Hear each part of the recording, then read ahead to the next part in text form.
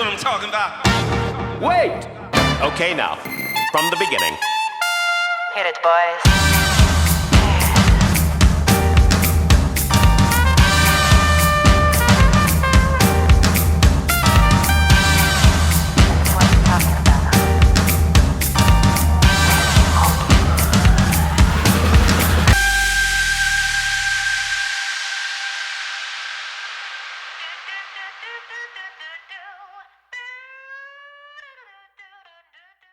Hey, everybody. Welcome into The Arena, a multi-platform gaming news podcast, episode 111. I'm your host, Expat, along with my co-hosts, Burley of Burleman Gaming and Turn-Based Carl.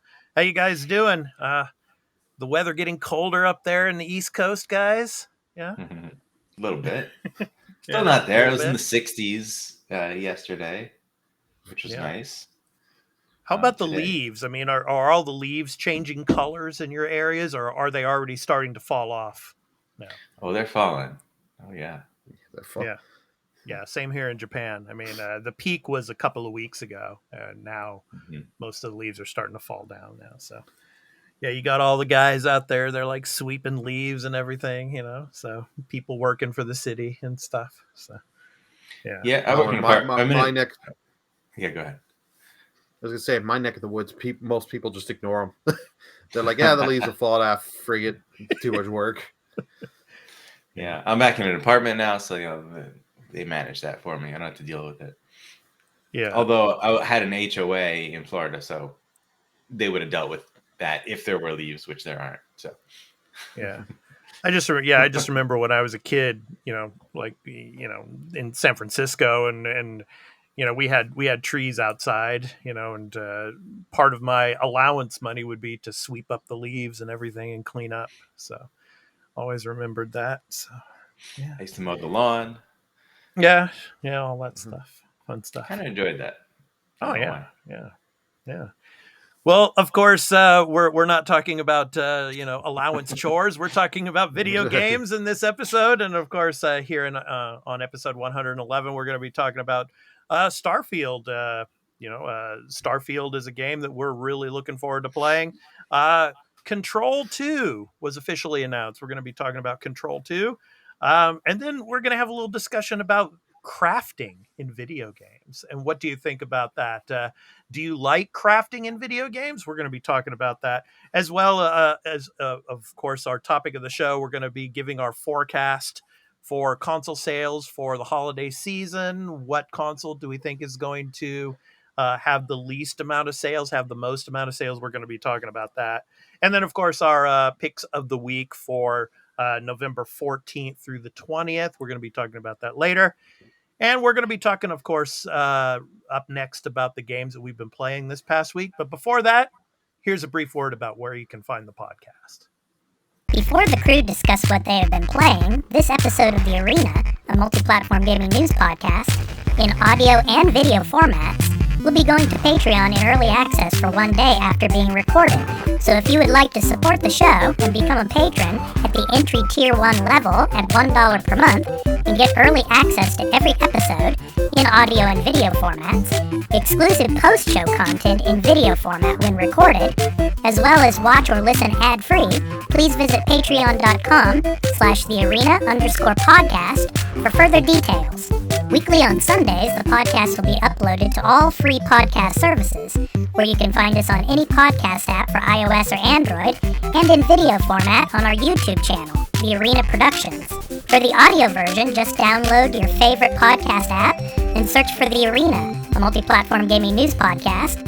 Subscribe, follow us, post a review, and leave us questions, comments, and feedback if you like, if that feature is available there, and spread the word about the podcast. We also have a Discord called The Arena Podcast, where you can join and chat with the Arena Podcast community, and the podcast audio website is at thearenapodcast.podbean.com, where you can follow us and leave questions and comments as well. For all information regarding the podcast and our entertainment and pop culture related content, along with our blog and forums, visit the official website of The Arena Productions at www.thearenaproductions.com. Finally, You can also follow us on Twitter at The Arena, AMPGNP, as well as on Instagram at The Arena_podcast. Now, back to the show. Okay, guys, I'll start. I've been playing God of War Ragnarok. I put about 3 hours in today. Ooh. Good stuff. This game is beautiful. The story is amazing so far. Of course, no spoilers. I'm not going to spoil anything for you. It picks up basically right where 2018's God of War left off.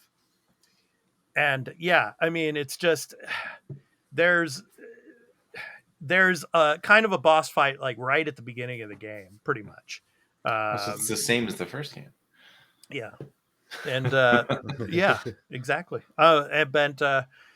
Yeah, the haptic triggers, you can feel them obviously when Kratos is swinging the hammer and everything, and he's breaking down. Yes, of course, Burley, he's holding up his. You feel it better on that controller. Yeah, I probably. bet I have no idea, but yeah, I'm just using the regular, DualSense controller. But yeah, I mean, when Kratos is, cutting down a log or something, yeah, you can feel the pressure on the triggers. Yeah, I mean, that's good. Yeah, it's fun. It's fun to play. Yeah, I mean, Atreus, he's a little older, and you have your cool supporting characters. You have the head.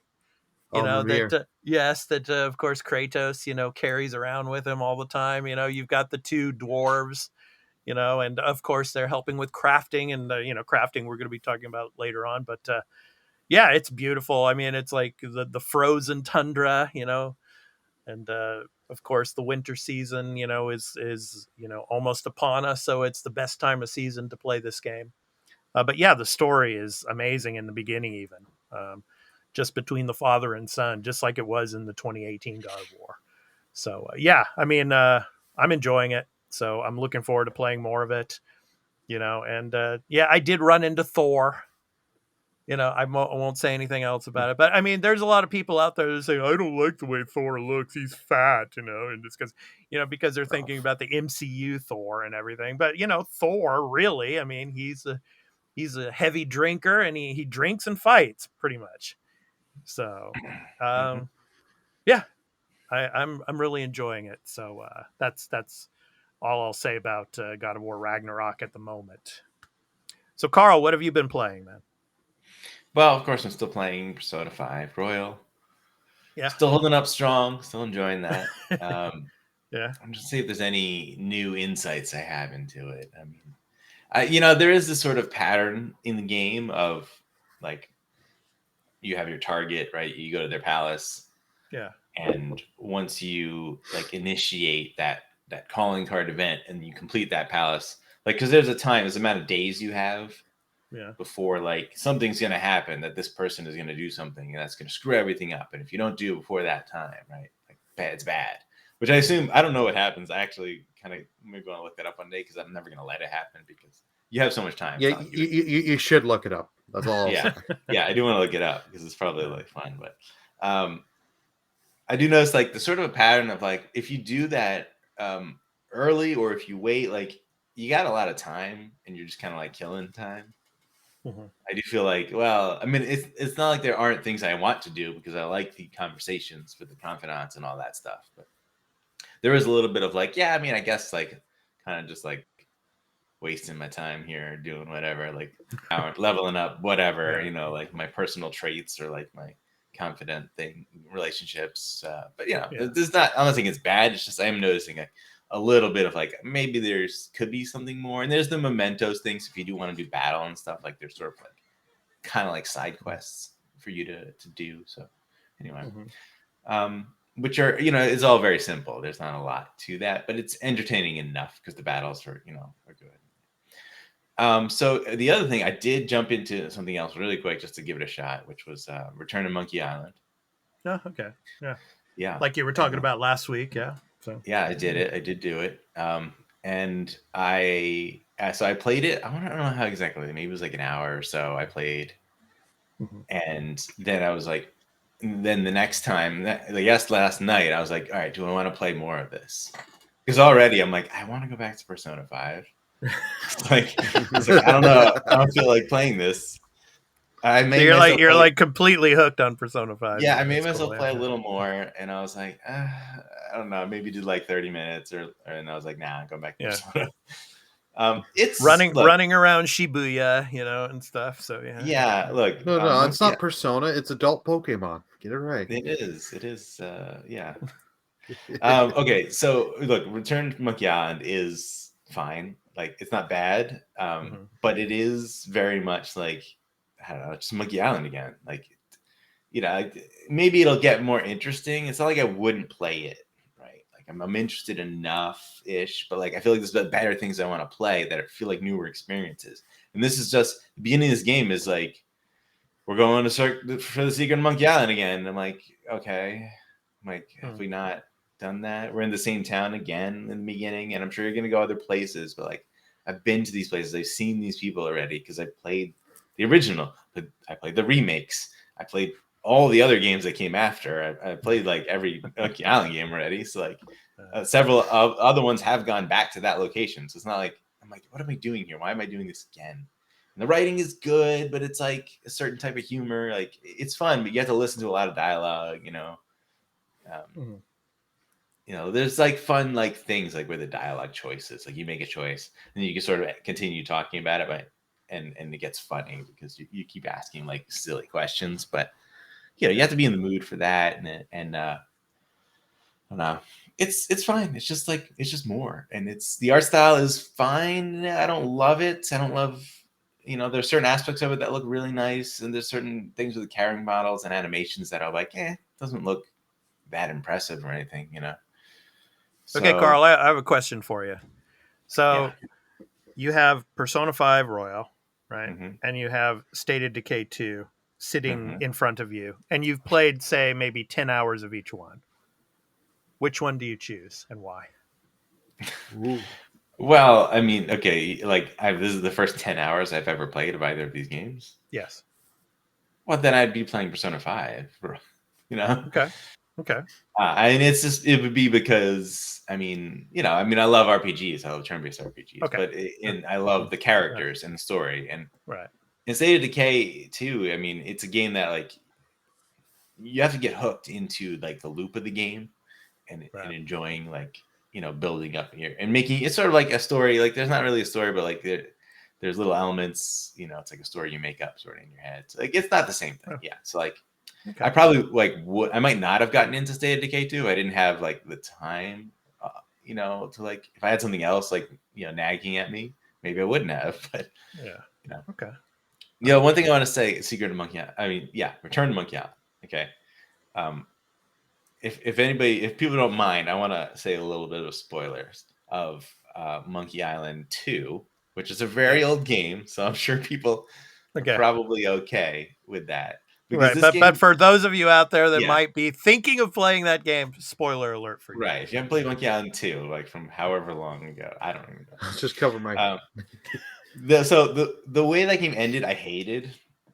And this game at least like fixes that, because the way that game ends is like it's like it ends with it being like your kids and you're like playing pirate in like an amusement park. So like it ends in a really weird way, and it just makes it feel like, oh, like none of this was real. Like, what? That's just odd. But then this game starts off with the kids playing in the amusement park, and they're actually like the main guy versus Threepwood's like son, and he's like enacting his father's adventures, and I'm like, oh, okay. And then he just he goes right into that, like him talking to his dad and saying like, oh, that's not how my adventure went. That's how it ended, and it just goes into a new adventure with him, like him telling his son about a new, a different adventure he doesn't know about. So I did like that. It like fixes a weird thing from like decades ago, that they left. I was like, I don't know. Why would you end it like that? Like, make your whole story like kind of like fictional nonsense. I see. Burley, what have you been playing, man? I've been on personal time, keep going through Xenoblade Chronicles 3. Really enjoying it. I'm on chapter 5. I started up Sonic Frontiers last week. Okay. this is this is an interesting Sonic game because Hmm. um, at first the classic kind of levels you do, Hmm. I didn't like because they're just like 30 to 40 seconds of just run to the exit, and like the first couple there are no enemies. So it's Hmm. literally you're just holding the boost button and jumping. I see. But the whole thing is for you to get these vault keys so that way you can get the chaos emeralds. But like the open world stuff is unique. My only like I'm enjoying that, but I kind of hate because they slow you down so you can have these RPG elements to level up your speed and all that. But the reason they did slow you down is because as you're running around this island, you're gonna get horrible pop-in of just shit that just appears. And you're like, what the? Uh-huh. I've Now, seen have you what's encountered any time trials yet? Oh yeah, they're little like Yeah. time trials, like little puzzles. There's puzzles all over. Okay. And you'll hit a switch or something. And it's like, get to this other switch Okay. that's way across there in 30 seconds or whatever the Okay. number is. Yeah. Yeah. So you do have that. Combat's not bad. Like one thing I really like is the first when you're going from island 1 to island 2, the first major boss, Okay.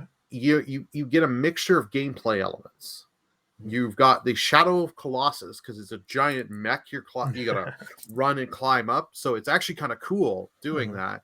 And then when you get to it, you go supersonic spoiler, and you're just fighting it, and you have all these different moves you can get and have abilities. And it's actually quite fun. It's challenging. Like I am playing the game on hard because I'm sure the game on like the easiest difficulty I'd be cakewalking through it. But hard apparently gives you an extra ending than the true ending. So it's like, okay, I'll just do this. Okay.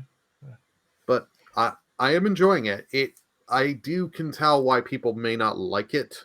Uh-huh. There are elements I like the fishing mini game. So if for some of the stuff that you have to grind to get to the next levels and continue, if you've got the coins, you can just do the fishing mini game, and it's way easier to get the stuff you need with that. Yeah. You don't feel like doing the puzzles. Right. There's just one thing I do want to add about God of War Ragnarok. It's like when you're in a boss battle, and it's pretty much like that with a lot of the PlayStation games, but it's like a cutscene, and then it's like it just transitions just instantaneously into a fight, and then you have to push the circle button, and then you have to like push L1, L2, L1, L2, or R1, R2, R1, R2. I just QTEs, right? yeah, Quick time events. Yeah, quick time events, man, and sometimes it just gets to me, man. Oh. I mean, yeah. I'm not 20 years old anymore, and I don't have the greatest reflexes as I did back when I was a basketball player. But I mean, it's fun, yeah. But sometimes it gets a little frustrating. Yeah, go ahead. Well, Paul. you can always. I was going to say, I believe in God of War 2018, they actually had that in accessibility. You could turn that stuff off. I'm probably sure Ragnarok has that. I'm as sure well. it does too. I didn't look into it or anything like that. But I think there's like 4 different levels of difficulty. I mean, God of War is the of course the toughest difficulty. But yeah, I mean, yeah. Carl, were you going to say something on that? I see people criticize, like the classic Sony game, for having QTEs still. Like Spider-Man does that also. I'm sure the other ones, several other ones do. But like, I don't know. I don't really, it doesn't bother me in that like the gameplay of the game is so good that I don't know. When you when you get to an action-based cutscene, like they're just trying to keep you engaged. Oh yeah. They just want you to be doing something. Most of the time it's super easy. It's not hard to complete unless you have a disability. The thing is for me, I'm so into the cutscene. Just trying to watch it. Yeah, just like I'm like, whoa, I'm just like, whoa, and then all of a sudden, oh, R1, R2. Oh, it's like I'm so I hear into you. the cutscene, So. Oh, I hear you because like when I'll get into cutscenes at times, and when I'm streaming, I put the controller down, do a little drink, just have a sip of my drink. It's like, oh shit. It happens. You can turn them off, like a lot of like Spider-Man. You could actually turn it off in 2018 Spider-Man. Okay, you can turn that off in that, and in the sequel Miles, you can turn those off in the accessibility. Was it Resident Evil 4 that had that also? Yep, Resident Evil 4 was that was like Yeah, was there a fight with like is that like the Russian guy with a knife or something? Is that in that game? Or is that the fifth Yep, game? Krauser. Okay, that's the Krauser. fourth game. Yep. Okay, because I specifically remember that in my head as like being like a significantly long cutscene, and then all of a sudden you have to do some QTE thing, and I Yeah. like was definitely not ready, and I died, and I was like, mother, Uh. come on, man! Like this cutscene is Yeah. like too long for me to be doing this. You know? Yeah, It needs to be like right away when you jump into a cutscene, or like a short, part of like in between a battle cutscene. Like, well, that's Yeah. generally what it does, like the yeah, in between, and in the middle. Mhm. But still, I mean, it just spontaneously comes up on the screen, and they're just like, oh, But yeah, I mean, it's fun. I mean, it's a great game so far. So I'm Yeah. looking forward to hearing you guys talk about it when you get a chance to play it. So Well, But for before me, we- I'm waiting Yeah. on my copy to come. and then I'll play. yeah. No So, one's but making anyway, Ashura's Wrath anymore. yeah. Like Before we get QTE, into video the game. before we get into the weekly news beat, I do want to show something to Carl because we talked about this during the morning show. Burley and I did, and pertaining to the Mass Effect, of course, in 7-Day. So we had that teaser. So I wanted to get maybe Carl's take on the teaser that came out, and what do you think of this, Carl? I mean, do you think when Mass Effect 5 eventually does come out, are we going to be playing just maybe right after the events of Mass Effect 3, or are they going to stay in the future and go like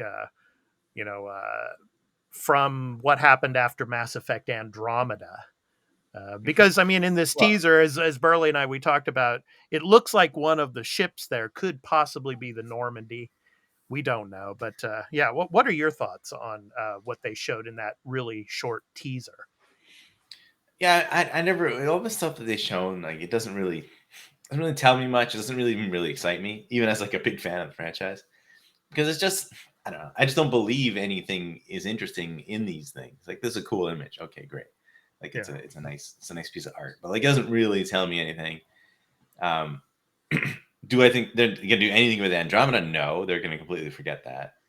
Okay. Maybe there'll be a reference right somewhere in it, to like the Mm. Andromeda project or whatnot.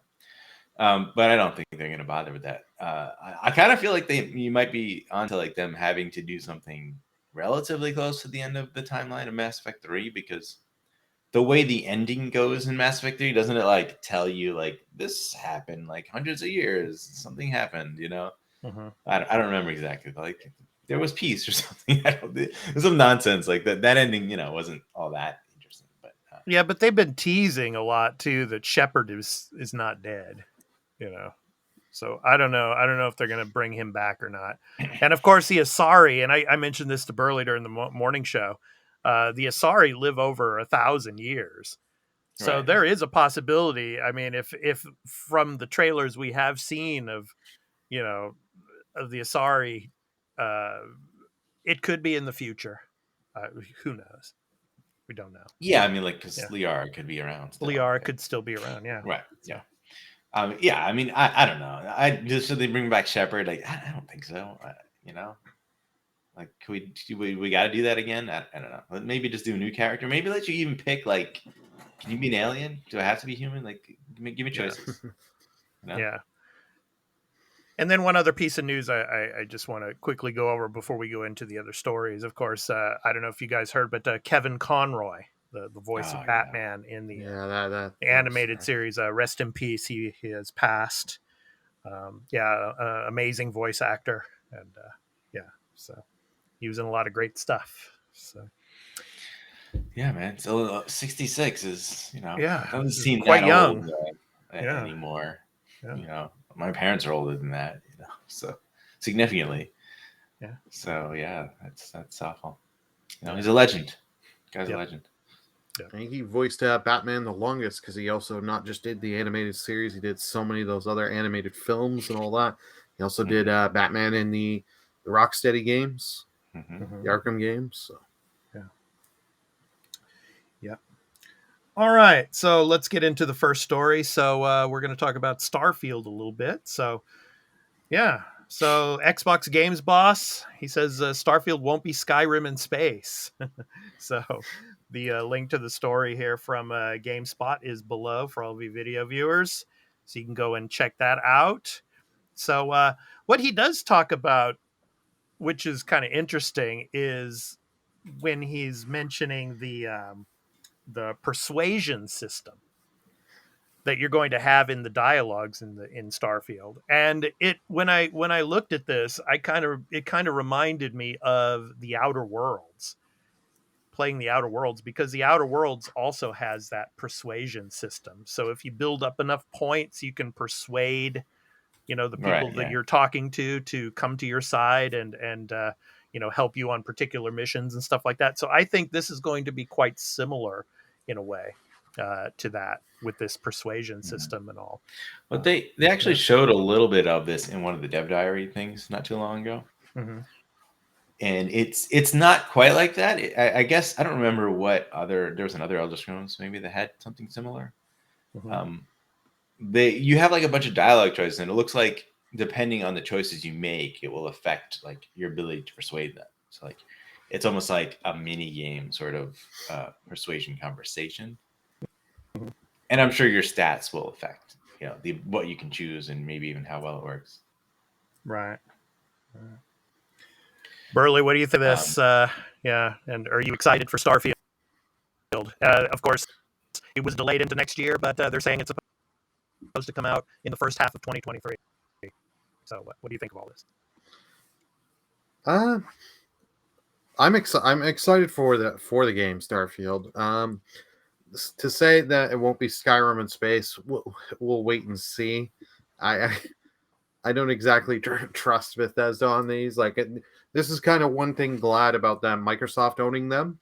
I am just that I can see I can just buy get these games through Game Pass. I'm not spending full price on these, because it's the thing is some of these RPGs, depending on which one, it'll either hook me or I'll play 15 hours and then just be like, I'm done. I don't need to play anymore. But like the persuasive stuff, like that was something I really liked in the Outer Worlds, because I did a persuasive build, and it was just funny just to see having all my dialogue choices and just seeing I would save and reload before I would do some of these events, just to see the different options that I would do to play, how they'd play out differently. Like one of the first things you can do with the one guy is, I remember because I double crossed him, I did the right thing instead of the evil thing, and I kind of persuade with my persuasion skill was so high, so I persuaded him to, because he was going to have a bunch of guys come in and kill me, and I was like, no, I've actually got 10 other snipers here, or whatever the dialogue was, that are all aimed at you, and then he just runs. He bolts and runs, and his men are like, coward, and then they walk away. Yeah, it's fun. I also did a persuasion build. There's a lot of good ways to get out of a lot of conflicts with just dialogue. But this article this headline is very misleading. It's like they're just trying to be provocative with this headline, because if you look at the quote that they use in the article, they don't say that. They don't say anything about that. All he says is he's saying I think they're really taking it from the part saying it's not his approach to come in and reskin something. Right. Todd Howard would not do that. Yeah. So. Right. Like, they're saying there's a lot of new things in this game. And it's like, they have previously said it is Skyrim in space, but in the effect that it's that type of game. Like, it's still going to be the Skyrim Fallout type of game, right? It's just going to be, there's differences between those franchises. There's differences in this franchise. It's going to feel like its own thing. It's going to have its own elements, but it's still going to be that type of a game. Oh yeah.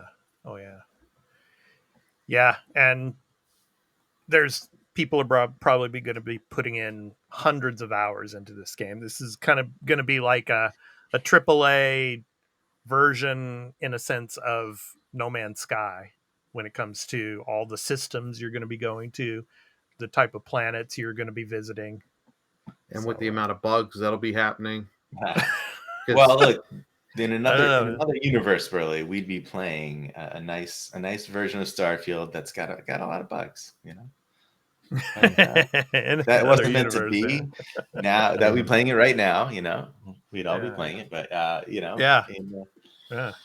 it will come out That's later, right. and it will probably be pretty polished. I'm gonna say. I think that's Yeah. the goal, is to make Yeah. sure that happens. Oh, I hope it is, but it's just like it's the known thing with Bethesda.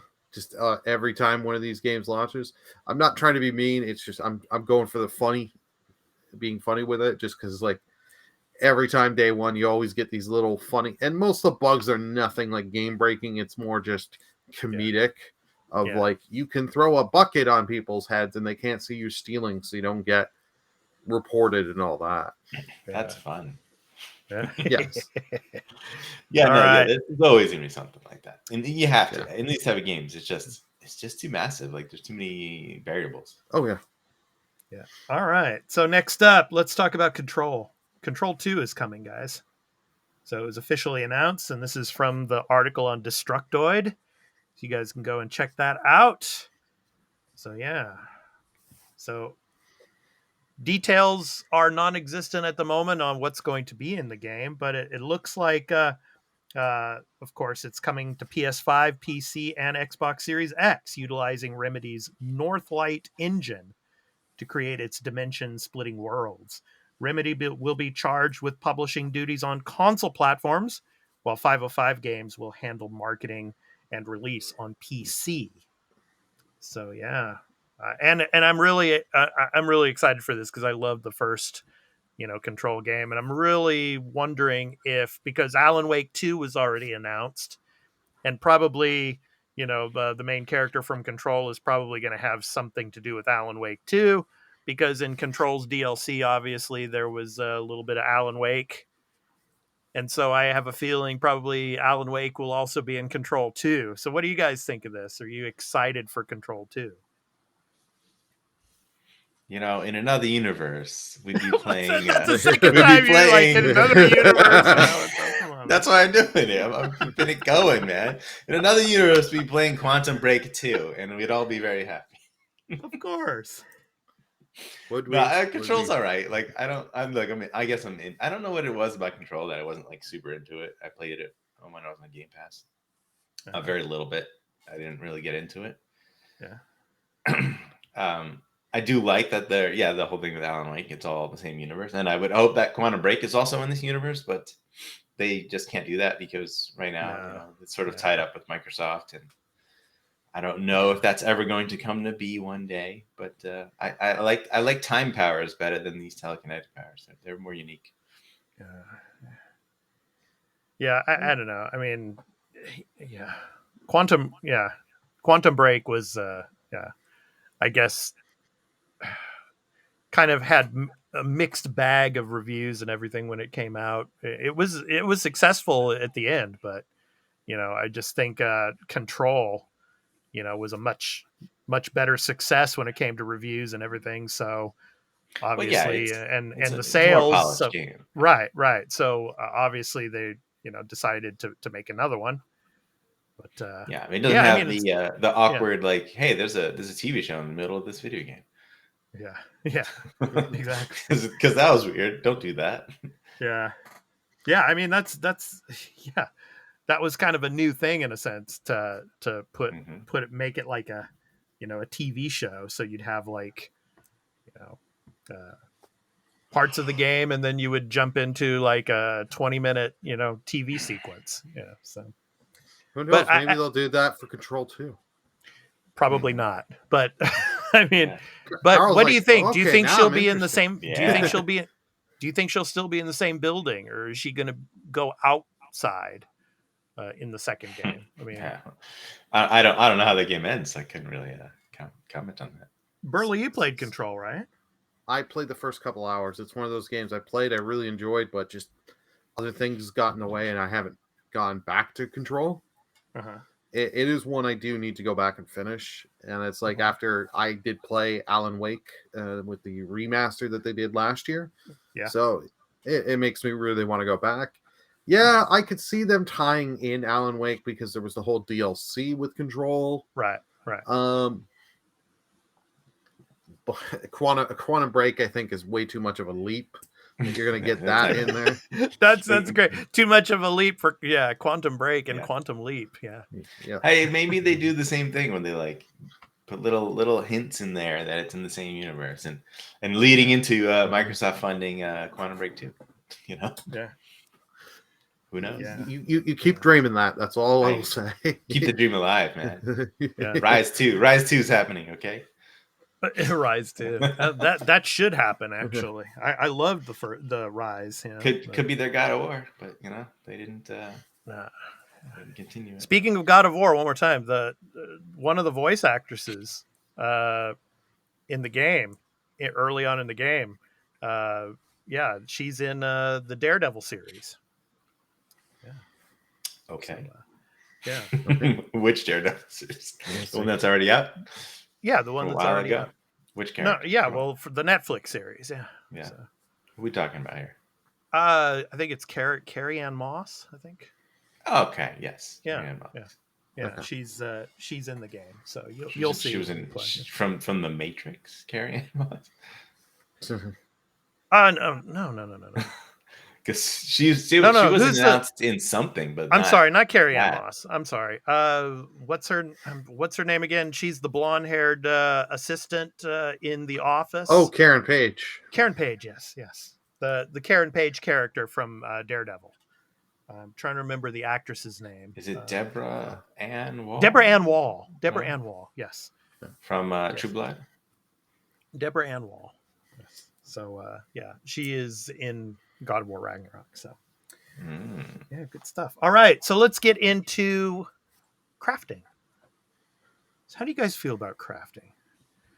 So there was a kind of an article that came out in Kotaku. So one of the writers, he gave his opinion on crafting. So how do you feel about crafting in games? And I'm just going to read a little bit of what he says about crafting here. So this is from Zach Zwiesen over at Kotaku. So he says, I get that crafting can be, quote, I get that crafting can be a useful thing to include in a game, especially open world titles, as it provides a bunch of resources that you can use as exploration rewards. So let me go ahead and open up that there. It also lets developers give you more freedom, in theory, to create the gear you want, when you want it, and at your own pace. But now that every game under the sun seems to include some kind of crafting system that's tied into some boring resource economy, I'm just over it all. I'm not having fun. I'm not learning more about the world or the universe of the game. I'm not enjoying my time at all. I'm just looking at which gear has more green arrows or bigger numbers, holding X, and trading away scraps of leather, iron, and silver for a slightly better thing that I'll soon replace with something else I craft. What a great time. And then he goes on to say, outside of a few rare exceptions like Minecraft, whenever I start to think about a game's crafting system, I usually have another follow-up thought about how much more enjoyable the game would be if I just found a cool sword instead of having to gather a list of ingredients I needed to forge it. How much more fun would some already great games be if you didn't need to stomp around a large field grabbing every piece of clay or mud you find, end quote. So, of course, this person is bored to death of crafting in games. But how do you guys feel about crafting? I mean, obviously, it's been around since the 90s and all, but, should it be an option in a game? I mean, do you enjoy crafting in games? What do you guys think? Burley, I'll start with you on this one, man. Yeah. No, I've hated over the last years because like the things like with Gotham Knights, for example, you'll craft a new weapon.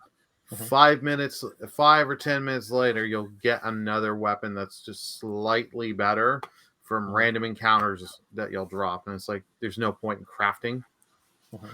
Like the writer of that article, I'd rather just find cool stuff, and it's like all the stuff is just, oh, this one gives me slightly better attack, this one has the poison element, all this and that, and all these games. It's like, oh, I'm just breaking these down for material to hope one day I can craft this really good material. It's like, I don't care. Like, I haven't cared about crafting in a long time.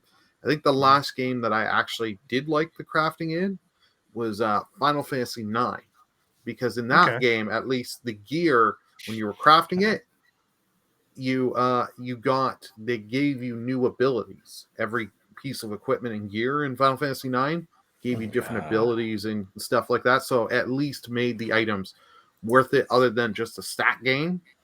Hey, you're reminding me of something I hated in that game. Oh, You're trying s- to get the Save the Queen, the Excalibur 2, and all that stuff. Yeah, Like, and just that, yeah, and like your skills were tied to like the weapons that you had, and you had to get them, learn them from like using the weapon. I was like, this is annoying. This is very annoying. Yeah, I mean, for I me, can, for me, I mean, when it comes to games like, say, The Last of Us, Burley and Carl, I mean, I don't mind crafting in those type of games, because in the story, obviously, you need materials to be able to survive in that environment. Mhm. So in that type of game, yeah, I mean, I don't mind the crafting system. Yeah, that Go make ahead. that Yeah. that Mhm. that that one makes sense to me. That Yeah. that I can agree with, like Last of Us survival horrors, Mhm. where the world's gone to shit and you have to craft stuff to survive. Fair Mhm. enough.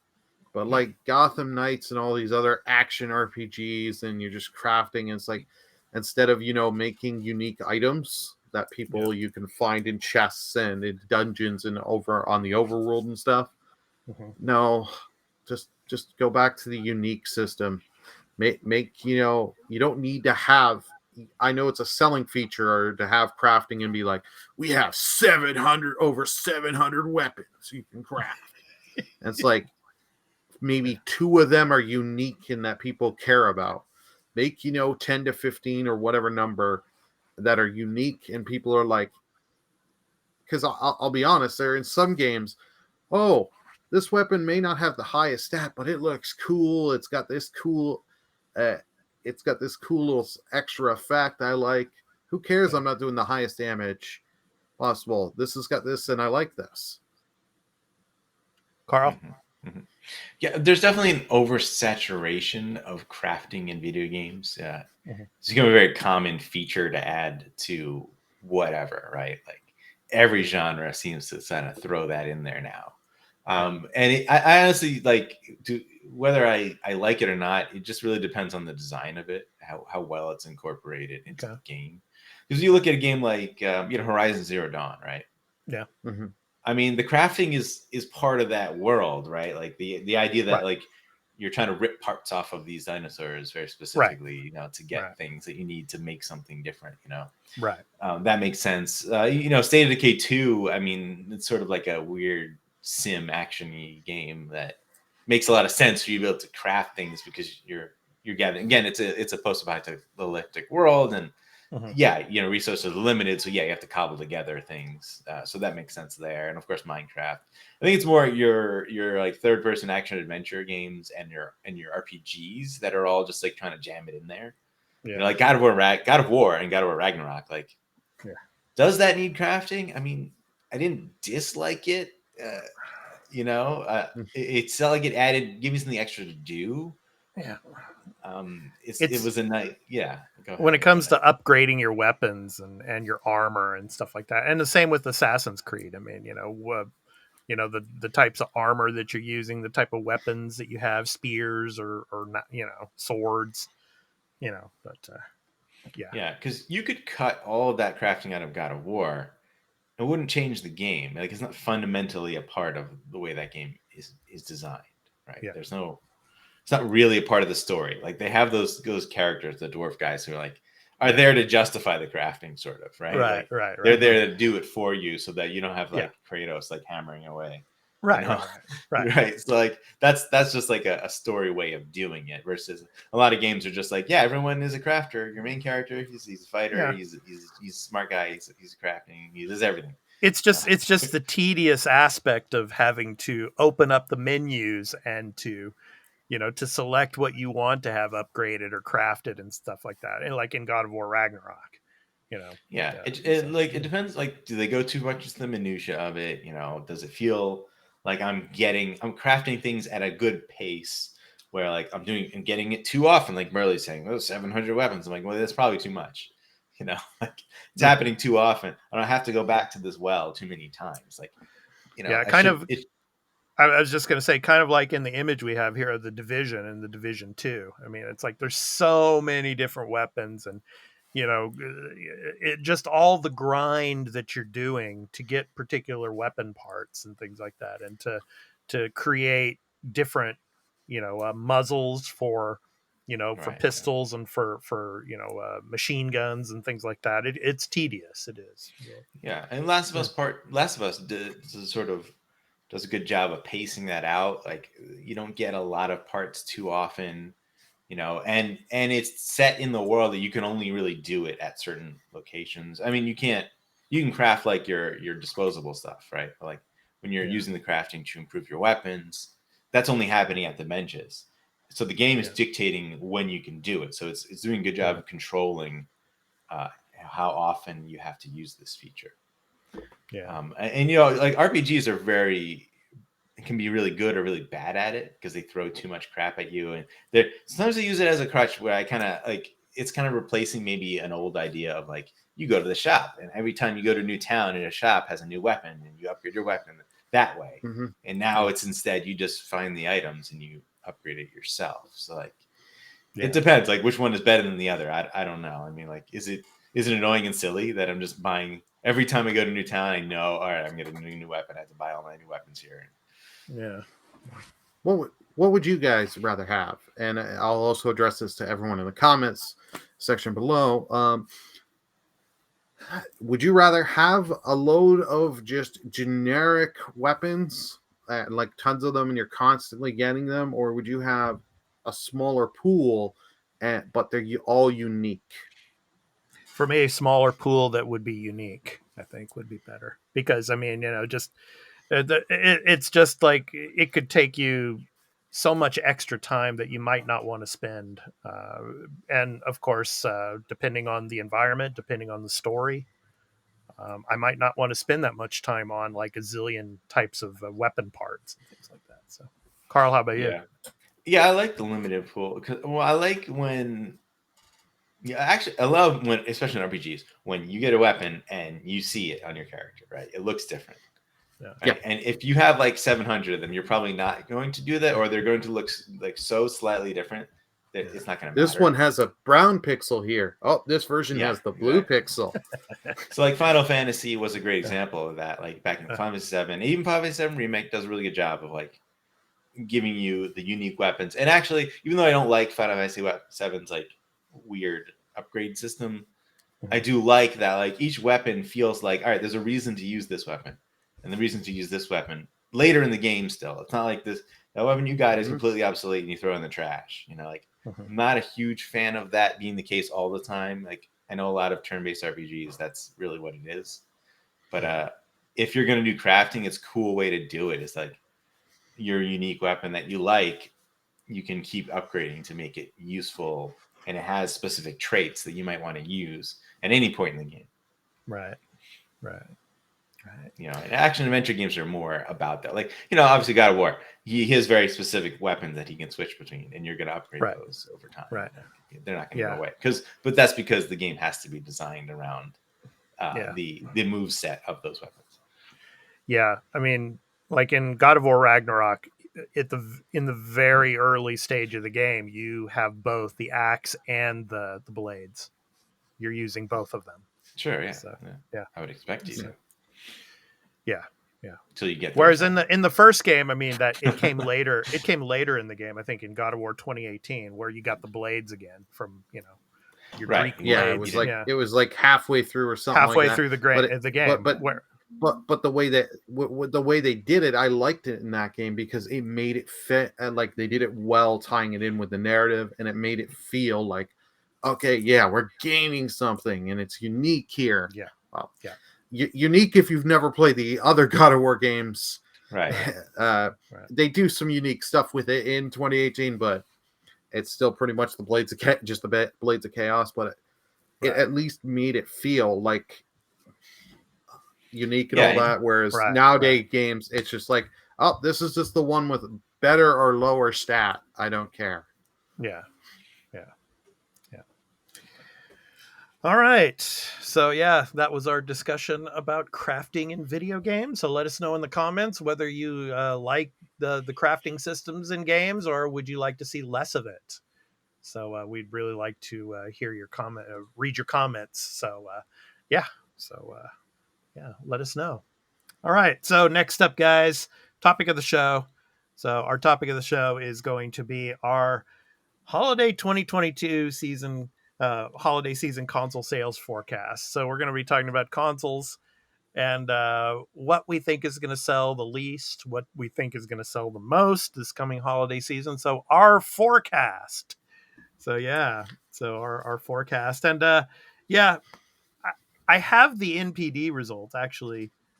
Actually, this is no, not from MPD. I'm sorry, from VG charts. Oh no. In, information. Oh no. Oh no. Yeah, that's exactly. That's what I was thinking. Thanks. All right. So the numbers from 2021's holiday season. So from October 31st through November 27th. So the Switch sold 1.13 million units worldwide in November. Nearly half of them, 555,000 units, sold during Black Friday week, obviously. The Xbox Series X, Series S was second, and PS5 came in third at that time of the year last year. But with the economy the way it is now, I mean, I don't know, guys. What do you think? Are we going to see less console sales this year? Are we going to see more console sales? Of course, inflation has maybe something to do with that as well. I think out here in Japan, Japan has been affected just as much as the West when it comes to inflation and high prices and all. But I still think this year the Switch will be the number one selling console. Obviously, in Japan, the Switch is going to outperform both PlayStation and Xbox. But I, this is just my opinion. I think the Series S is going to have a very good holiday season out here in Japan. I think the Xbox Series S is going to sell well. Whether it's going to come in second, I don't know, but I think it's going to do well. PS5 might rebound. Of course, God of War is gonna. There's going to be a heavy push with that, as well as some of the other RPGs. So, and then I think the Series X is still going to be third. Uh, you know, I think the S is going to outperform the X. Anyway, out west, what do you guys think? All right. Who should go first here? I'm already talking, I guess. Whatever. I think there's an outside chance that the Xbox Series, S and X, because of the S, sells the most worldwide in the holiday season. And if you've seen already, there are leaks showing that they are doing the thing that we all expected one day, is selling it for $250. That's going to be hard to beat. That's going to be it's basically like a stocking stuffer for a lot of people. I mean, wow. 250 is still not nothing. That's not like a small amount, but like jumping into, as a gift, like you giving gifts to people, it's hard to say that you're going to buy like a $500, console, right? And even the Switch, is what, $350. That's the crazy thing. I saw an ad showing a leaked ad showing the 250 Series S, and then on the same page is the $350 Switch, and I'm like, man, it's weird seeing that being $100 more. Mm-hmm. Was that the OLED Switch or just the regular? That's the OLED. Yeah. Okay, I was gonna say if it was a regular, they're out their goddamn mind. Yeah, I'm not sure that. I mean, I guess they're still selling the regular, but it's like they're pushing the OLED because. Nah, here in Japan, they're pushing the OLED. I mean, they still have both on the shelves, but yeah, I mean, in the front of the shelf is the OLED. So yeah. So I mean, the PlayStation raised their prices around the world except for in America. So yeah. The US. So like that's gonna have a factor Yeah. in this holiday season. Yeah. And Series S looks like they are doing sales, and I'm sure they're gonna do sales in other countries as well. Yeah, That's a it's good thing just for kids. If you're trying to get a console for kids, here's the thing: it comes with probably a Game Pass for like a month or something. Like you don't even have to buy them like any games. They got something to play right away. Yeah, well, you just hit it on the head right there, Carl. I mean, with kids, I mean, Pokemon is the big seller out here in Japan, so they're going to have the Pokemon bundles, and yeah, that's what pushes the Switch over the top every year, is because Pokemon always comes out at the late part of November, right when the Yeah. holiday season buying rush begins. So Switch is gonna be huge because, and again, Pokemon's gonna be huge. It's gonna sell a lot of copies during holiday season. But you're gonna have your Black Friday sales of games. You're gonna have, Call of Duty is gonna be there, right? And that's gonna sell really well. yeah, I think even Gotham Knights will probably sell really well on on holiday sale specials. Yeah, I just think but it's Burley, I feel like that game is decent enough. It's not considered terrible that it's gonna be on sale, for like 35. Well, If speaking you of wait Gotham back. Knights, of course, Burley and I we just recorded an episode of Extra Take, and of course, it's on our Patreon at the moment. It will be coming to the Arena production soon. Take a look and check out Burley's assessment of his gameplay of Gotham Knights. So, Yeah, I know it's not Batman, but people are gonna again, for gifts, right? You look at the store, like, what do I buy for someone? And it's like, you see Gotham, that's Batman, right? You need Gotham Knights, Yeah. all right. You know all these bad characters. You're like, okay, this is a good thing to grab and give as a gift type thing, I think for me personally, I think the Series S is going to overtake everything on sales, especially like if Carl said what Carl said is true, the 250 in the US, that's going to be huge. And not to mention, it's just one of those things of people that want to get in next gen with inflation and everything. If you can get in for $300 or 250 or whatever, you can just get in. And it's like, because I've heard rumors, I've seen little online rumors. I have to specify here in Canada that if you buy a Series S, you're going to get a 3 months of Game Pass with it. So you're doing that where you're getting people into Game Pass, just getting them tons of games for them to play. right. And then they're good to go. Being a small little unit. And here's the thing, because there's still a number of people I know that won't shop online. They will go to stores, and the only of the next gen consoles like that I've seen are only been Series S's. I've never seen a PS5 in store. I've never seen a Series X in store. Yeah. I've seen the Switch OLED. I think the Switch, it'll do well. I don't think it'll be number one over here because the install base is kind of it's hit that install base where most people, if they already have a Switch, there will be a few that'll buy to the OLED that either want to upgrade or haven't gotten a Switch yet. Yeah. But I don't think it's going to hit high. PS5, it'll be interesting to see with God of War bundles and the other bundles. Yeah. I think it'll do well, but it's a matter of how many units can you crank out and have out there. Yeah. Because of the component shortage and all that. Series X. Series X, I think it'll do well, but I think the S is going to outsell Burley, it like 2-1. Burley, in 2021, what was the highest selling console in Canada? Was it the PlayStation or? I actually don't know, to be completely honest with you. Okay. I can. And look Carl, that in the up. U.S. in 2021, what was it? It was the Switch or the PlayStation? I don't US. know, actually. I'm not sure. Because worldwide, the Switch was number one. And then,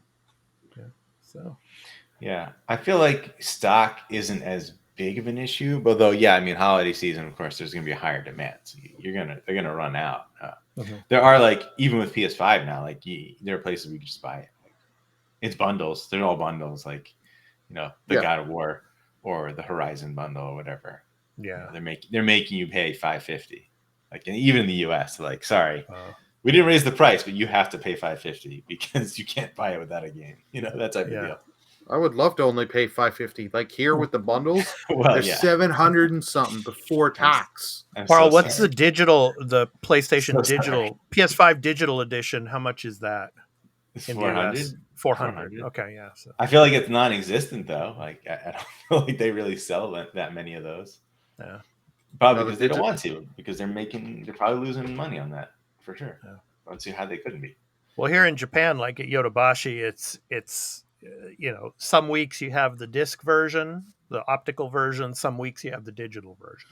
So they're selling both. If I as go to much as they Amazon, can, so. it says available by invitation on Horizon Forbidden West's bundles Yeah. of both the regular and the digital. Mhm. Which I'm not gonna like look into how that works, but I assume Well- you can get it. If I request an invitation, will I immediately be able to buy it? How does that work?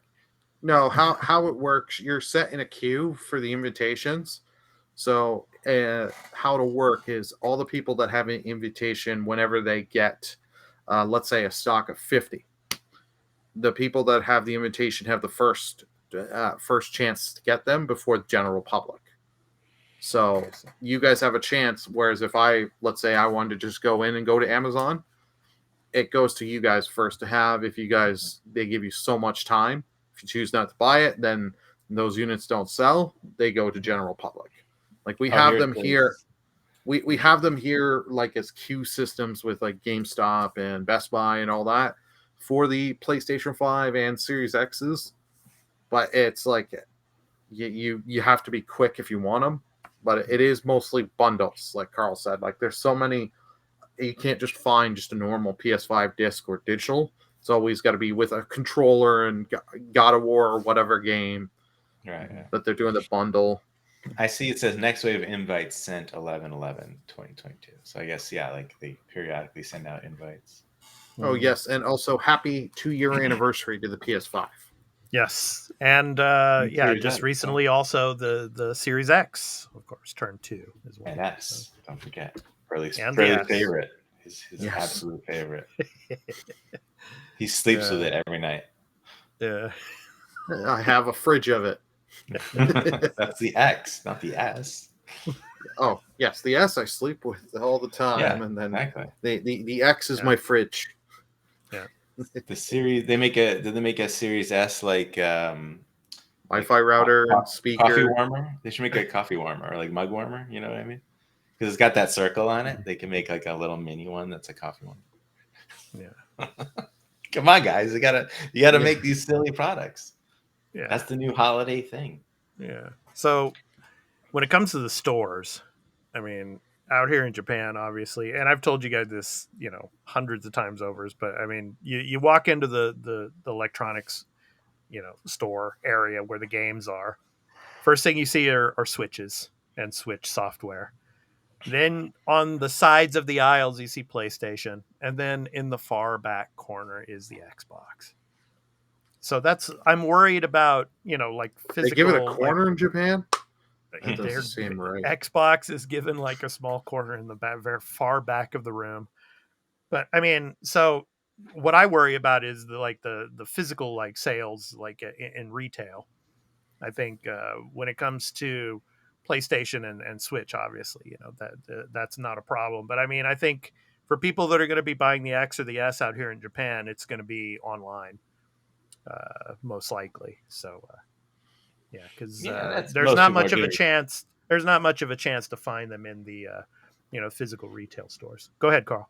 Yeah, most people are doing online, shopping anyway. Yeah, I guess I don't know if I'm sure you guys mentioned obviously inflation and stuff, but the economy in general, like I think people are more wary of spending more money at this point. So something like the S is attractive.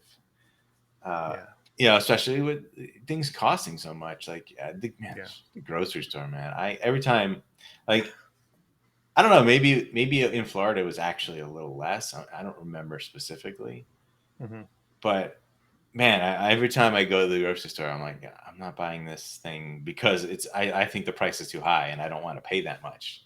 Instead of like, you would just be like, that's a little bit much, but like, whatever, it's not that bad. Like I'm not buying name brand cereal because like the price is absurd and I'm just buying the store brand. I don't care. Yeah. Okay. Yeah. Well, that's why a lot of people go to Costco is because Costco, you got the Kirkland brand, just. Right. Yeah. Right. Well, Kirkland brand stuff's good, but like stuff like here, like just a one thing, like a little of those baking soda things you put in your fridge, just to keep things fresh. Yeah, yeah. Used to be $2.99 here. You know what they're going out now? $5.99. No, $6.99 before the tax. Oh, jeez. Yeah, like in inflation, as Carl said, it's a major thing. Yeah. So like that's why I said the Series S. 'Cause it's just like especially if you can get it down $250 US, Yeah. you can get it cheap. People are going to go for the affordable option, and most people, if they're buying for themselves, like the Series S, they're like, yeah, I'm willing to make the sacrifice of I may not get the highest frame rate and all that, get the best graphics, but I can just get in, play some games, and all that. Yeah. I'm good. Yeah. Well, no hardware for me this holiday season. I have my Series X. I have my PS5. Yeah, I have a Switch. I don't need to upgrade Same. or anything. So yeah. Yeah, I'm holding out for that slim PS5. Yeah, probably next I year saw or the some year after. rumors Yeah. of a slimmer PS, but I don't know if there's any basis, a good basis. Who That there- knows? And wasn't there also like the one with the disc tray? It was going to be USB-C to If- USB-C. If Yeah, there that were might have any been, like, news, part of the rumor. That's if tied there to were that. any news on it, it would come out here in Japan first, and I haven't heard anything. So I don't know. Yeah, Maybe I later mean, next year we'll hear something. But yeah, Yeah. I mean, we're in year 2 right now. I still think it's another year off before we get, especially with, like you said, inflation, and then of course, prices of chips and everything else, and the designs and stuff. I just don't think they're going to have it ready by next year. Yeah, I mean, 2024. Yeah. if they're simply just pulling out the disk drive and it's just going to look like the digital one, but then it comes with the disk drive separate, I'm like, that's not going to make me want to buy it because it still looks ugly in my opinion. Like, this giant, the thing is so much. Oh god, I cannot get over every time I see it at the Target how big it is in the case. I'm like, the thing is absurd. It's absolutely absurd. Yeah, it's a monster, that's for sure. Yeah. So yeah, let us know in the comments. Are you going to be buying a console this holiday season? What do you think is going to be the biggest selling console of this year? Will it be the Switch? Will it be the in your region? Will it be the PlayStation or the Series X or S? Let us know in the comments. We'd really love to hear from you. So, all right, Burley, you're up. Steam Deck. Next up. Steam Yeah, the Steam. Hey, that's the You can't buy that in handhelds. stores. Yeah, Steam. No, Deck, but you can. Valve has gotten the stock up, and they're saying on their website ships within like 1 to 2 weeks. So you could get those under the tree. But if you're paying those, even the base model is like you could almost buy a Series X or a PS5. Yeah, I'm glad you brought that up, Carl, because we'll have to monitor the sales of the Steam Deck during the holiday season and see how well it does this year. So Burley, what you're telling me is that demand has dried up. Maybe demand has dried up, or maybe they just got that. They did change chips, some of the chips, like the SSD, so they had a better chance of getting components. Okay. Steam Deck's still a weird one to me because I think it's successful. It's very popular amongst people like us, right? I don't know that there's penetration outside of that. It's more of a hobbyist device. Yeah. Here in Japan, it's non-existent still. I mean, it's the Switch is gonna kill it. Obviously. Yeah, it's a weird device because it's as cool as it is. It's very much like, unless I need to actually play games on the go portably somewhere. I mean, like I can just use my PC.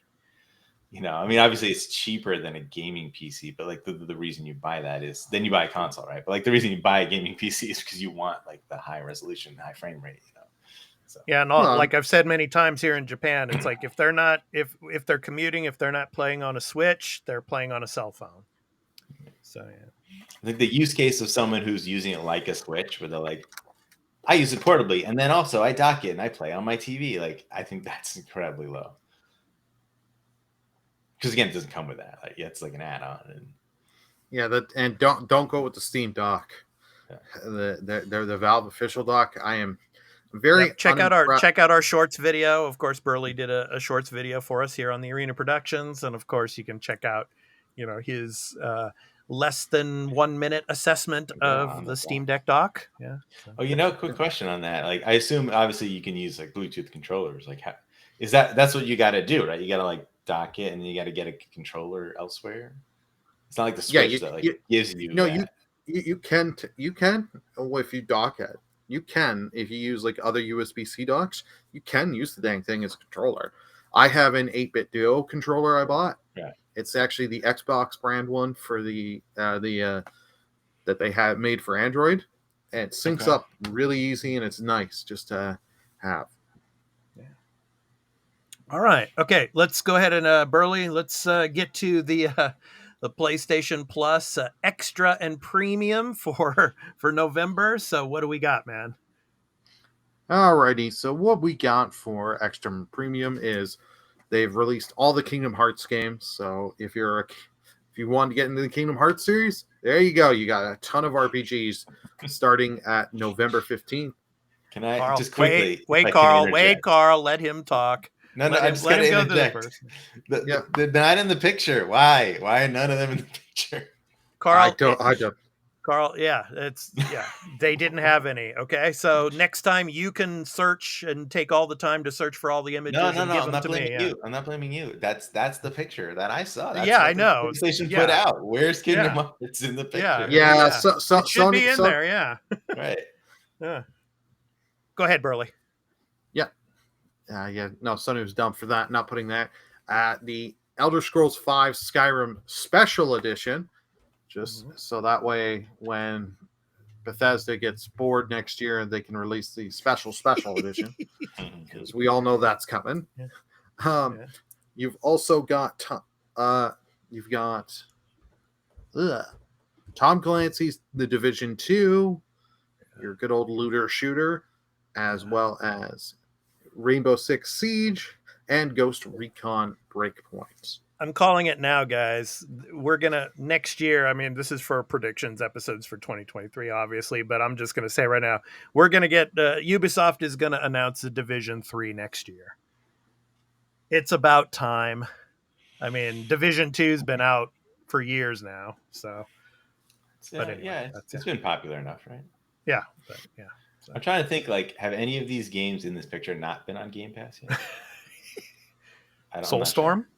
I feel like that did, but I don't remember. I know. It came. I don't think Soulstorm's been on there yet. Yeah. No, I don't think it was later. So yeah. I don't know. I can't remember if it was on Game Pass or not, but yeah, Oddworld Soulstorm. You also get Chorus. Was recently on Game Pass. So yeah. The Guardians of Between, which was an indie puzzle. What Remains of Edith Finch, and narrative puzzle from 2017. It's a good game. As well, you've got Earth Defense Force World Brothers, Earth Defense Force Iron Rain, and one Chanbara Origin off the PS4. But earlier in the month, they announced you're going to get a bunch of the Ratchet and Clank titles are coming there now. Yeah. From the PS3 versions of it. So Ratchet and Clank 1, Ratchet and Clank 2 Going Commando, Ratchet and Clank 3 Up Your Arsenal, Ratchet and Clank Deadlocked, and Ratchet Future Tools of Destruction. Mm-hmm. So. And they're not even on this image. Yeah, like Carl was saying, it's like if the Kingdom Hearts games aren't on there, why couldn't the the Ratchet and Clank image be on there as well? I mean, well, those are classics, so like I could forgive them for not putting really old games on there. But that's another, like Burley was talking about. I mean, another month without really a big classic selection of games. No PS1, no PS2. Yeah, like the Ratchet stuff, they announced that way earlier, so I'm willing to forgive them on that, not having in this image. But it's like you could, like, you gotta try. Are you guys trying to be like, we can be like Nintendo? We cannot know what our audience wants and promise them shit that never is gonna come. Okay, if you're gonna be like Nintendo on that, how about you charge what Nintendo charges? Like $30 a year. Yeah. Wait, you want to get more money than that? A lot more money than that? Then start cranking out the games. Or at least, like I said this on the morning show, if you're having trouble getting licenses, just say like, hey, we're trying some of these licenses for some of these PS1 games. It's been hard to get. We are trying. It's not as easy as we thought it was going to be. Some developers aren't willing to play ball. Yeah. You don't have to mention names, and then you say that we at least know you're trying. This way, it just seems like we're just shitting out a few PS4 games on here. Throw You them. know, Take what we give you, because like I'm not willing to when my premium runs out end of December. Yeah. I'm just gonna go back to essential. Maybe I'll go to extra if there is a game or two, but I'm not gonna go to premium because they've shown it's not gonna be enough. You They're know, never it's gonna put the funny. effort. It's funny. Earlier this week too, Miyamoto-san over at Nintendo, he was having a discussion about like emulation and backwards compatibility, and he's saying backwards compatibility with Nintendo games are better, and easier to do than ever before. Well, if that's the case, Miyamoto-san, why don't you start putting more of those N64 and other games on the service? They're like dropping 1 or 2 games a month. Just I mean, just add Because more of the catalog. Yeah. those are the hard ones. That's why. But he's saying they're much easier than they have Yeah. been before to emulate it or to. Where's all the Game Boy to put Advance on there. games, huh? Exactly. Yeah. Why aren't those there yet? You know how Yeah. incredibly easy that is to emulate? Yeah. Well, there's so many Super Nintendo games and stuff like that they don't even have on there. You Yeah. put the first Donkey Kong Country. Where's 2 and 3? Like I don't know. Nintendo. They're waiting until Nintendo- next year for 2, and then the No. year after that for 3, because they know people are going to continue. They're going to forget about their subscription anyway, and they're people are going to stay subscribed to the service. And The only reason I buy the Nintendo one, Mhm. I'll be honest, Mario Kart for the online when I play that with my viewers, yeah, and the cloud save. Cloud save is the only other real reason, because I like having that backup, and that's helped me a few times. It's the only reason. Like Nintendo, Yeah, you can't save. Yeah, right. It's a big deal. I mean, what you said about like you're not necessarily going to resubscribe to PS Plus Premium. I mean, yeah, when it first launched, like I was like, this is a good library, and if you're a PlayStation gamer, like it makes sense to get this. And they had Stray in there, and it's like, all right, it looks like we might get some new things, But we've had several months pass now. Everything is just so old that they keep putting out, and it's like, I don't like this service wouldn't be for me anymore, because it's not that I don't ever play old games. It's not like I didn't play old games on Game Pass, but for the most part, I'm excited about the new things, the day one indies, or even like the somewhat more recent games that come a little bit late. Even like Chorus, for example, that's on here. Corvus. That game, that game didn't launch into Game Pass, but it did come to Game Pass like a few months later. right. And then now it's coming even more months later on PS Plus. Right. It's almost like they're just mirroring the things that come to Game Pass like a month or 2 later. Yeah. Like you're very late on all your games, and then some of them are just really like how many year old games? Like people have new games to play. You're putting out like what you think you have God of War Ragnarok. Like that's what people are gonna play on your console. Like if they're not interested in that, you think they're gonna play Skyrim or something? Like I don't know. It doesn't seem like that's the game that like here's the really old stuff that you probably played already. Maybe you didn't. Yeah. Like you probably weren't interested in. You probably skipped it for a reason. Right. Who knows? Like there's a lot of reasons. You got to give a better variety. You can't just give really old games. You got to give both. Yeah. And where's the first party? What's the last first party? They didn't have. They launched with like what? What did they add? Did they put Returnal on there and like Miles Morales? Returnal. Yeah, Returnal was on there. Yeah. Returnal, I think, Demon Souls. Demon Souls. There's one more. The other one. There was one more. Was it for Spider-Man? You had Spider-Man, the Spider-Man games. Miles Ratchet Morales. on there? Yeah. Ratchet's not on there yet? Ratchet Ratchet would come, I Ratchet think. Apart, no. Why put that on there? What are you No. doing? No, not they, yet. they ain't gonna put. They won't put You that should. one because You that's the thing. I could see. I'm Look, not I would saying they say- should. Yeah, I would even argue you should put Horizon Forbidden West on there already. But I understand why they don't, because they're They still put a selling that 2-hour bundle. trial. Right. Yeah, great. Yeah. 2-hour 2-hour trial. Yeah. Where's the 2-hour trial, Burley, of Yeah. Ragnarok? Huh? What the hell is that? They Exactly. may have Yeah. that. I have not checked. I have not checked. It should be on there. Completely honest. Yeah. Like It I don't should. even. Yeah. Is there even like an announcement of what demos trials they have? Because I don't. It's not like I see it. They don't advertise it. No, so. they do, but they don't. They don't advertise it the way they should. Yeah. And like the thing is, there's a lot more trials than I expected. Yeah. But there's not there's some ones that make sense. Like they did do a Horizon one. Like then they had like the Tiny Tina's game and like a few other games like that. And it's like, okay. Just don't expect PlayStation to put any, first party, AAA titles that, come out at launch onto the service, or even months after it launches onto the service, because even Yoshida-san and the other, higher up execs, even Jim Ryan, I mean, they're like, that's not our business model, and that's not how we're going to do things. Yeah. Well, good luck then. Good luck. Exactly. So trying to sell Ratchet copies, you could be selling subscriptions. I mean, yeah. GT7, just put that on the service already. Like, I don't think you're selling that many copies at this point. Just put that. GT7. I think GT actually might be on there. I think Gran Turismo might be on there.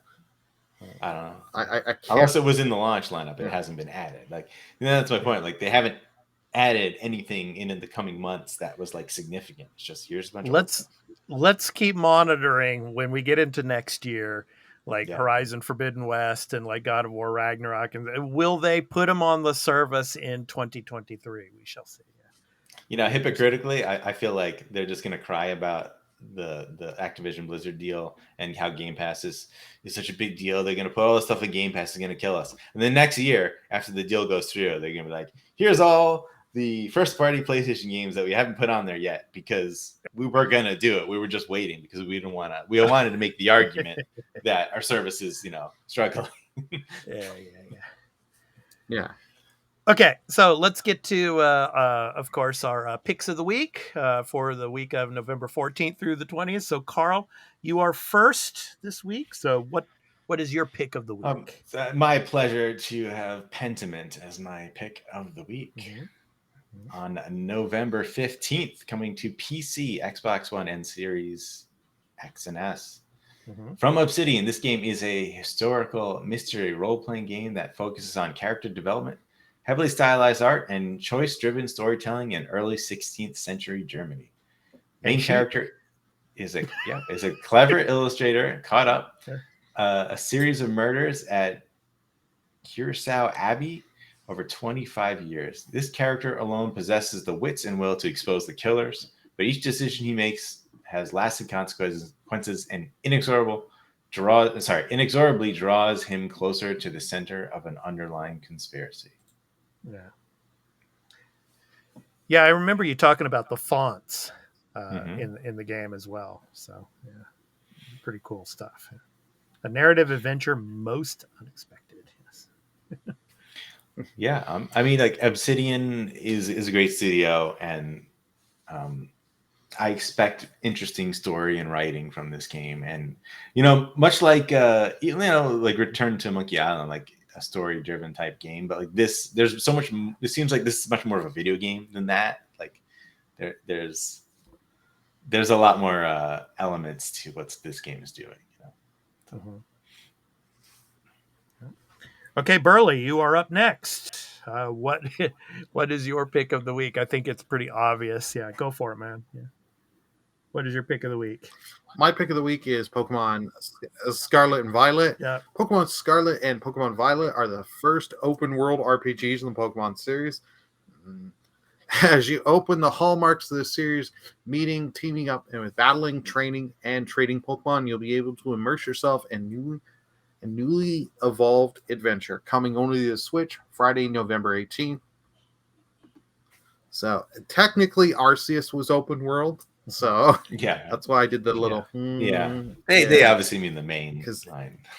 And so for all of you video viewers, this is from the Japanese trailer here. I mean, there's going to be lines in Yodobashi this coming Friday. I mean, and into the weekend. I might actually go in before we record the podcast next Saturday and do a shorts video on the line that's going to be inside of Yodobashi for this game. Do it. Yeah, for do these it. games. Yeah, because every year, I mean, there is a big line with kids and their parents, going to get this game, and yeah, a lot of kids have been telling me, I'm going to be playing, Scarlet or playing Violet day one. So yeah, it's highly anticipated out here, of course. So I got mine digitally and preloaded on my Switch because you can now preload it.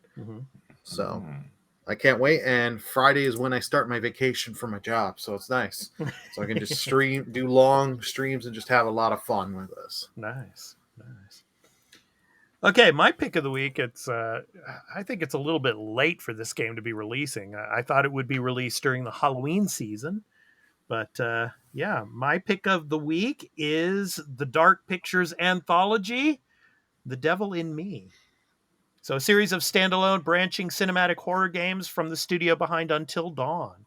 Easy to pick up and play in short sessions, alone or with friends. The Devil in Me is the fourth game in the series and the season 1 finale. A group of documentary filmmakers receive a mysterious call inviting them to a modern-day replica of serial killer H.H. Holmes's murder castle. It's an opportunity that's too good to pass up and could be just the thing they're looking for to win some much-needed public interest. The hotel is the perfect set for their new episode, but things aren't quite as they seem. The crew discover they've been watched and even manipulated, and suddenly there's much more at stake. Yeah.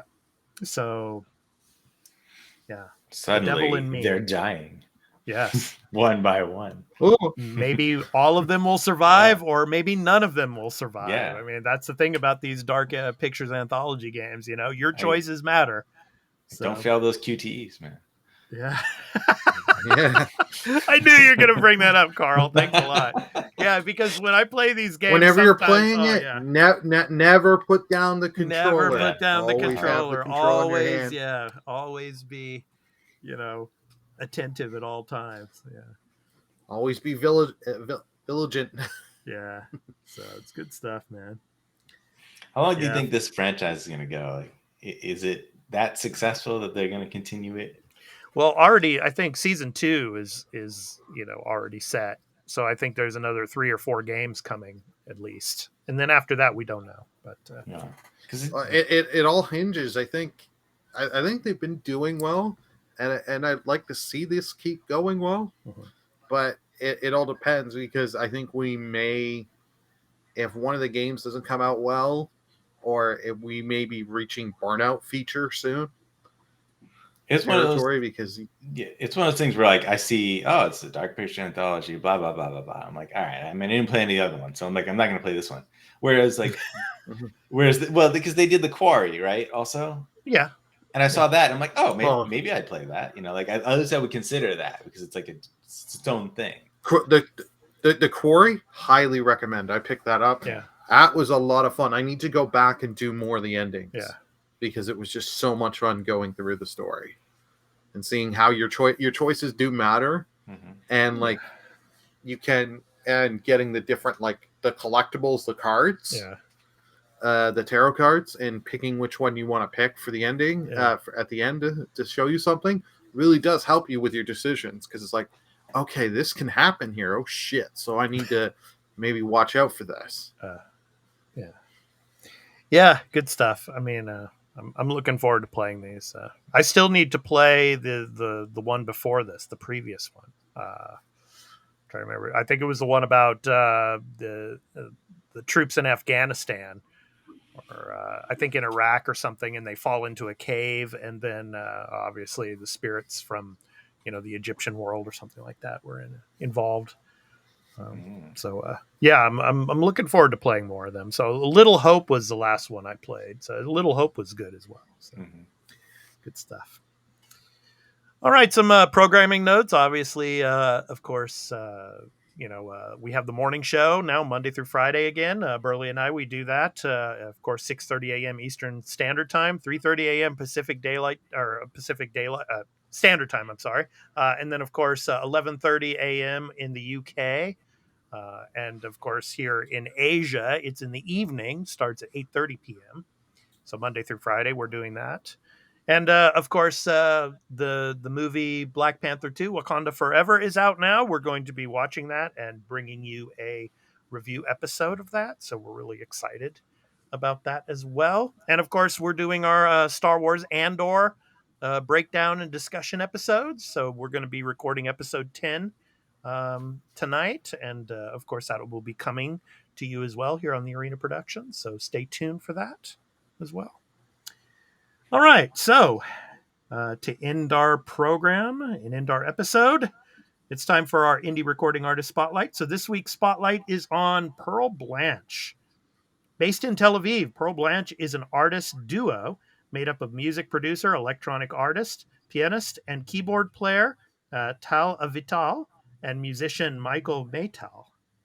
So, currently working with some of the biggest names in the Israeli music industry, the pair has produced music for leading local artists, as well as creating original music and soundtracks for commercials, movies, and fashion brands. From the title song of their album called Wait For Me. So this has been The Arena, a multi-platform gaming news podcast, episode 111. I've been your host, Expat, along with my co-hosts, Burley of Burleyman Gaming and Turn-Based Carl. We hope to catch you in the next one. So take care, everyone. Peace out.